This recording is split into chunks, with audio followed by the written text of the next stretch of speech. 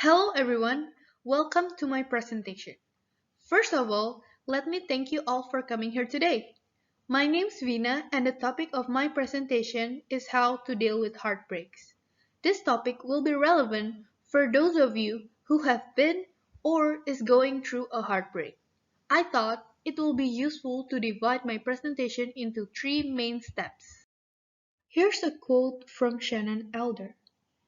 There comes a time in your life when you have to choose to turn the page, write another book, or simply close it. The first step I'm going to talk about is knowing the source. By identifying the source, we can deal with our broken heart easily. Here's one interesting fact about heartbreaks. Did you know that emotional pain and social rejection can be felt as keenly as a physical pain? Yeah, and that's why your chest hurts even though it's just an emotional pain. And finally, these are the five main reasons of heartbreaks. It's either because of a divorce, get cheated on, death of the ones we love, unrequited love, and finally, friend zones. These five types are usually the reason we experience it, but that does not mean those are the only source of heartbreaks. The second step is go through the process. Going and actually feeling the whole process is a good lesson for our life because pain taught us to be stronger and more careful. How can I go through all this painful process, you may ask? The first thing you can do is to let it all out. Cry if you want. You should never be ashamed of crying. Why? Because being sad and crying is a normal human being emotion that we definitely can't control. The second thing is to just blast out a sad song or watch a really sad movie. Doing that may be therapeutic for some people.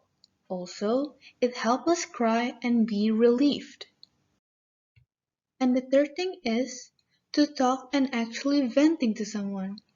You have to find someone you can trust to talk to.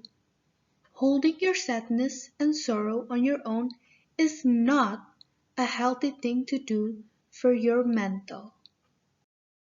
Finally, the third step. The third step is to get over it. Everyone moves at their own speed, so you don't have to rush when you're on the process of moving on. There are three simple tips that you can follow to move on quickly without doing anything negative, such as keeping yourself busy. You can be busy by doing a new hobby, travel to some place that you haven't been to, or study more, because gaining knowledge is never useless. The other thing is having the awareness that nothing lasts forever, and everything that is happening right now will all pass. The final tip is to avoid everything that reminds you of them. This tip may be the hardest thing to do because we tend to wanting the memories they left us. But this tip is the most effective thing to do because it'll help us move on quickly. In conclusion, I'd like to say that heartbreaks are normal, and we all have been through that stage before. Heartbreaks taught us about how to be stronger in life.